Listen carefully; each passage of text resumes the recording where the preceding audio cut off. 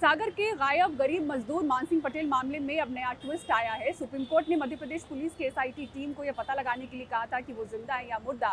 SIT की अब जो क्लोजर रिपोर्ट दाखिल हुई है उसमें चौंकाने वाली बात सामने आई है। इसमें मानसिंह पटेल को, जो कि गायब है, उन्हें ही गवाह बना दिया गया है, जिन्हें ढूंढने का जिम्मा एसआईटी को दिया गया था। पुलिस गुमराह कर रही हम लोगों के लिए। अपहरण की तो बात पुलिस ने की अपहरण की नहीं की थी। उनके पिताजी गायब हैं और उसके पीछे आप कहा था और संभवतः उनकी हत्या हो गई है। देखिए, ये सब राजनीतिक षड्यंत्र आप समझते हैं। सीबीआई जांच होनी चाहिए। मध्य प्रदेश के सागर जिले के गरीब मजदूर मानसिंह पटेल कहां हैं? ये सवाल एनडीटीवी ने 2 साल पहले पूछा था। 6 महीने पहले सुप्रीम कोर्ट के आदेश पर इस सवाल का जवाब ढूंढने का जिम्मा मिला एक विशेष जांच दल यानी एसआईटी को। एसआईटी ने सवाल के जवाब ढूंढे और सागर की स्थानीय अदालत में खात्मा रिपोर्ट भी लगा दिया, जिसकी प्रति एनडीटीवी के पास है। एसआईटी ने लगभग 24 गवाहों के बयान लिए, जिसमें 15 गवाहों ने कहा मानसिंह पटेल धार्मिक प्रवृत्ति के हैं, शायद साधु बन गए। वही बयान जो उनके भाई उत्तम पटेल ने लगभग 2 साल पहले ही एनडीटीवी के सवालों के जवाब में दिया था। एसआईटी को 15 लोगों ने यही बयान दिया।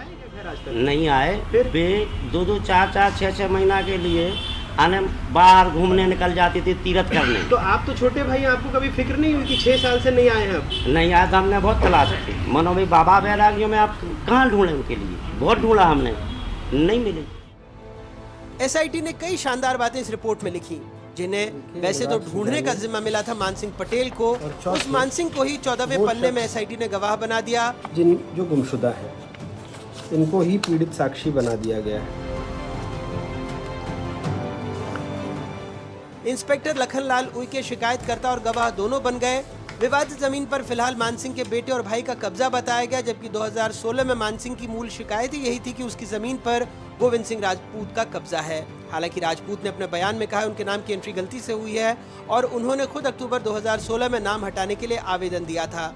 एसआईटी ने अपनी रिपोर्ट में स्वीकार किया है कि साल 2000 से 2007 के बीच भूमि रिकॉर्ड में अनियमितताएं रही हैं, पर उसे अपहरण का कोई सबूत नहीं मिला।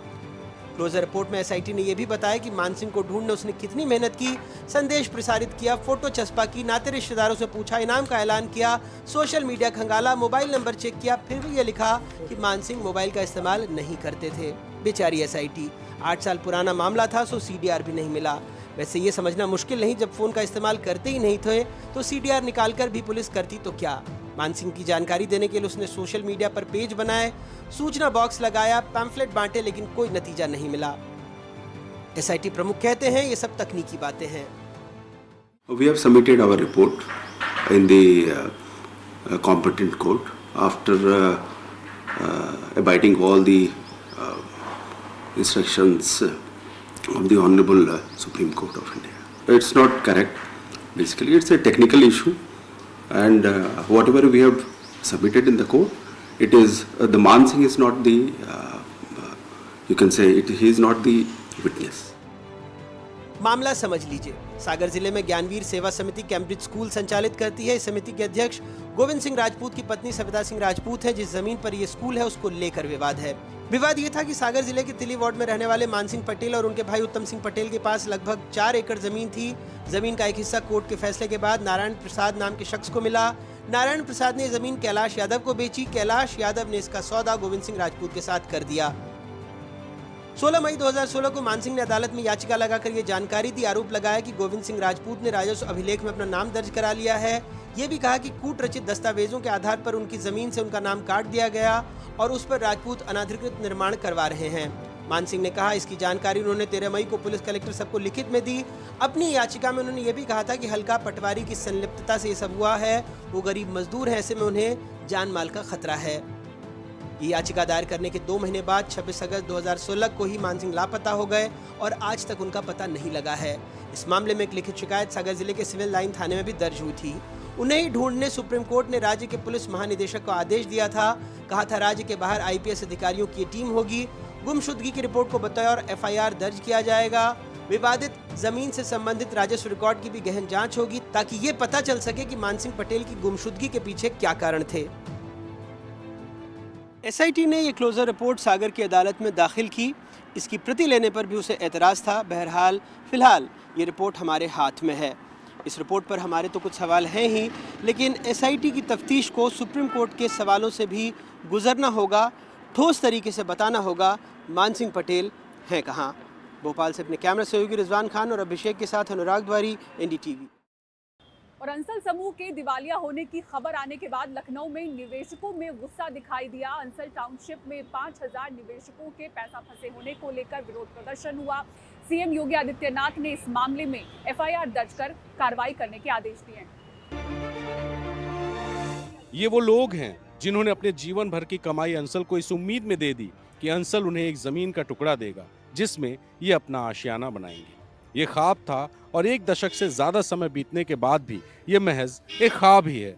ऐसा इसलिए कि अंसल ने सुशांत गोल्ड सिटी नाम की टाउनशिप में जमीन देने के लिए जो पैसे लिए उसके बदले अब तक उन्हें जमीन भी नहीं दी और उसकी रजिस्ट्री भी नहीं कराई।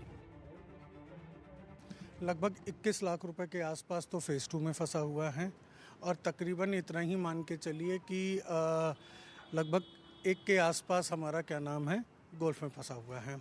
डाउन पेमेंट स्कीम थी। डाउन पेमेंट स्कीम में बताया गया कि आपको आधे दाम पे प्रॉपर्टी मिलेगी, तो जाहिर सी बात है लोक लुभावन सब जवाब दिखला के और पैसा लिया गया। ये मान के चलें कि 13-14 साल हो रहे हैं, अभी तक इन्होंने हमें वो प्लॉट नहीं दिया है। इस मामले में सीएम के आदेश पर पुलिस को एफआईआर दर्ज कर जांच करने को कहा गया है। साथ ही लखनऊ विकास प्राधिकरण के अधिकारियों और निवेशकों की एक समिति बनाने को भी सीएम ने निर्देशित किया है। हम लोग शासन प्रस्ताव भेजेंगे और शासन से इस पे डिसीजन लिया जाएगा। मामला पुराना है और बड़ा है। ऐसे में सीएम योगी आदित्यनाथ ने इस मामले को लेकर समाजवादी पार्टी पर निशाना साधा। ये अंसल तो आप ही की उपज थी, आप ही के समय में उसको उसकी सारी इलीगल मांगों को पूरा करके निवेशकों के साथ और होम बायर्स के साथ धोखा हुआ है। ये सब समाजवादी पार्टी के समय में सारे काम है। फिलहाल निवेशकों को सरकार की तरफ से कार्रवाई का आश्वासन मिला है और इस आश्वासन के आधार पर निवेशकों में न्याय की एक आस जगी है। लेकिन ये न्याय कब मिलेगा और कैसे मिलेगा, ये एक बड़ा सवाल है। लखनऊ से कैमरा पर्सन वीरेंद्र सैनी के साथ रणवीर, एनडीटीवी इंडिया। और पाकिस्तान की खुफिया एजेंसी आईएसआई एक बार फिर से राजस्थान के सरहदी इलाकों में एक्टिव हो गई है। इस बार उसके निशाने पर कौन है, किस तरह से रेलवे स्टेशन के कर्मचारी को हनी ट्रैप के जरिए फंसाया गया जाल में, इस रिपोर्ट में आपको दिखाते हैं। राजस्थान के बीकानेर का महाजन फील्ड फायरिंग रेंज इन दिनों पाकिस्तानी खुफिया एजेंसियों के निशाने पर है। राजस्थान इंटेलिजेंस ने इसी फील्ड फायरिंग रेंज के स्टेशन पर काम करने वाले एक कर्मचारी भवानी सिंह को जासूसी के आरोप में गिरफ्तार किया है। आईबी के मुताबिक भवानी सिंह सोशल मीडिया पर पाकिस्तान की नीमी नाम की महिला एजेंट के संपर्क में आया था। युवती ने खुद को पत्रकार बताकर उससे दोस्ती की और फिर भारतीय सेना की गतिविधियों की जानकारी हासिल करने लगी। इसके बदले भवानी सिंह को मोटी रकम मिलती थी। इंटेलिजेंस एजेंसियों ने भवानी सिंह की संदिग्ध कॉल ट्रेस की, जिसके बाद 28 फरवरी को उसे महाजन रेलवे स्टेशन से हिरासत में लिया गया। जयपुर लाकर पूछताछ करने पर जासूसी की पुष्टि होने पर उसे अब गिरफ्तार कर लिया गया है। महाजन फील्ड फायरिंग रेंज सामरिक दृष्टि से बेहद महत्वपूर्ण है। यही वजह है कि पाकिस्तानी एजेंसियां लगातार यहां से सूचनाएं जुटाने की कोशिश करती है। इससे पहले भी फरवरी 2023 में महाजन की कैंटीन चलाने वाले विक्रम सिंह को इसी तरह से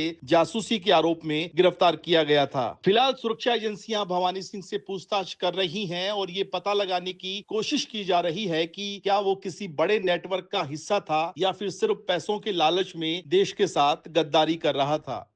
और देहरादून में अवैध मदरसों पर बड़ी कार्रवाई की गई, जिसमें विकास नगर में 10 और देहरादून में 1 अवैध मदरसे को सील किया गया और 6 को नोटिस भेजा गया।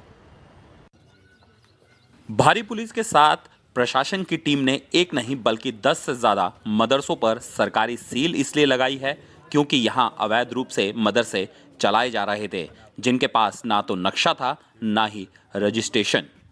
शासन के निर्देशों के क्रम में जो अपंजीकृत बिना नक्शा पास कराए गए जो मदरसे हैं उन पे जिला प्रशासन, पुलिस प्रशासन और एमडीडीए की टीम के द्वारा कार्रवाई की गई है, जिसमें ये कार्रवाई आगे जारी है। मदरसों के वेरिफिकेशन ड्राइव में ये पता लगाया जा रहा है कि मदरसों का रजिस्ट्रेशन है या नहीं, फंडिंग कहां से आती है, पढ़ने वाले बच्चे किस राज्य के हैं, इमारत के नक्शे मंजूर है या नहीं और वहां शिक्षा बोर्ड के हिसाब से हो रही है या नहीं। मुख्यमंत्री का कहना है कि अवैध अतिक्रमण को बर्दाश्त नहीं किया जाएगा। जो भी इस प्रकार के अवैध निर्माण है, अतिक्रमण है, उनको हम हटाएंगे और वो हमारा पहले से जो लोगों ने ऐसे अवैध अतिक्रमण किए हैं या निर्माण किए हैं उनको सूचना दे दी गई है। उनको पहले कहा है कि वो स्वयं हटा लें, अन्यथा शासन जो है उसको हटाएगी। फिलहाल अवैध मदरसों को लेकर कार्रवाई जारी है, लेकिन ये देखना होगा कि उन अधिकारियों पर कार्रवाई कब होती है जिनकी देखरेख में ये मदरसे फलते फूलते रहे। देहरादून से एनडीटीवी इंडिया के लिए किशोर रावत की रिपोर्ट।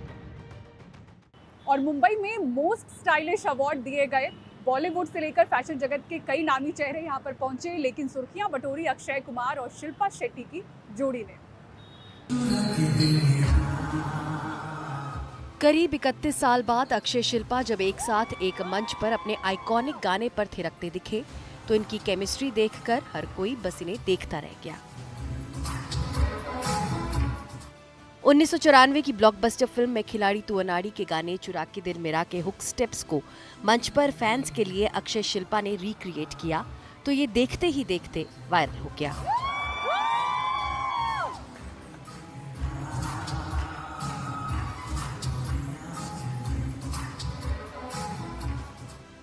एक समय था जब दोनों एक दूसरे के बेहद करीब माने जाते थे। धड़कन की शूटिंग के दौरान दोनों में मनमुटाव हो गया, दोनों ने एक दूसरे से दूरी बना ली। शिल्पा ने एक इंटरव्यू में बताया था कि वो कभी भी अक्षय के साथ काम नहीं करेंगी, लेकिन 3 दशक बाद जब अक्षय और शिल्पा साथ दिखे तो गिले शिकवे तो नजर नहीं आए, इस जोड़ी का वही जादू बरकरार दिखा।